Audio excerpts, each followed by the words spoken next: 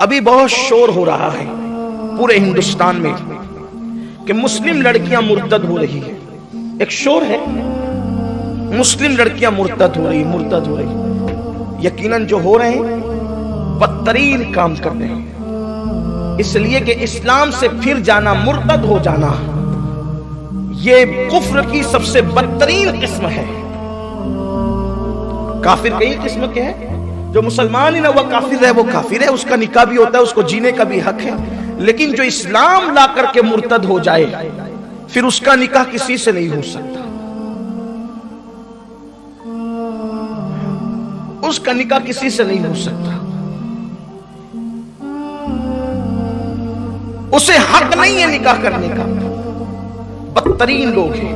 لیکن کہیں نہ کہیں ذمہ دار معاشرہ اور سماج بھی ہے. ارتداد کی کئی وجوہات ہیں.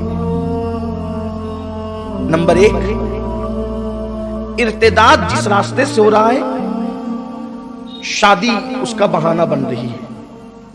کیوں شادی بہانہ بن رہی ہے؟ اس لیے کہ وہ لڑکیوں کی عمر ہو گئی اور عمر سے اب زیادہ عمر ہو گئی. ہمارے یہاں بیٹا بیٹی کی شادی کی عمر یہ ہے، بالغ ہو گئے، عمر ہو گئی شادی. اب اس عمر کے بعد ان کی شادیاں نہیں ہوئی. وجہ جو بھی رہی ہو، خوبصورتی نہیں ہے. جو لوگ ان لڑکیوں کو مرتد بنا رہے ہیں بھگا کے لے جا کر، وہ ان لڑکیوں کی خوبصورتی نہیں دیکھ رہے، کیونکہ انہوں نے تو رکھنا ہی نہیں ہے نا. انہوں نے تو کرنا یہ ہے، لے جانا ہے، چند دن ساتھ رکھنا ہے، اس کے جسم سے کھیل لینا ہے، کھلواڑ کر لینا ہے، بعد میں چھوڑ دینا ہے. نہ گھر کی رہے نہ گھاٹ کی رہے، یہ منصوبہ ہے. اس لیے اس کی خوبصورتی بھی نہیں دیکھی جاتی، جیسی ہے لے جایا جاتا ہے. چہرہ سادہ سیدھا ہے، بہت زیادہ خوبصورت نہیں ہے، کسی نے رشتہ نہیں کیا.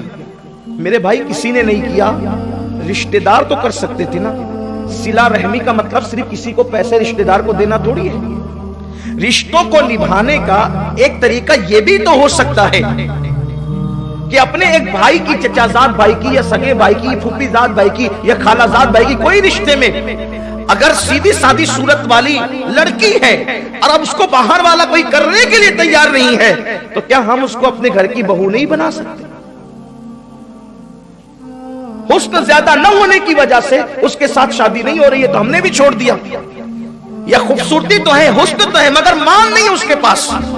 اب ہم بھی رشتہ کرنے کے لیے نکلتے ہیں، بہت دور تک جاتے ہیں صرف مال کے لیے، صرف دولت کے لیے. دولت کے پجاری ہو گئے ہیں لوگ، مال کے پجاری ہو گئے لوگ.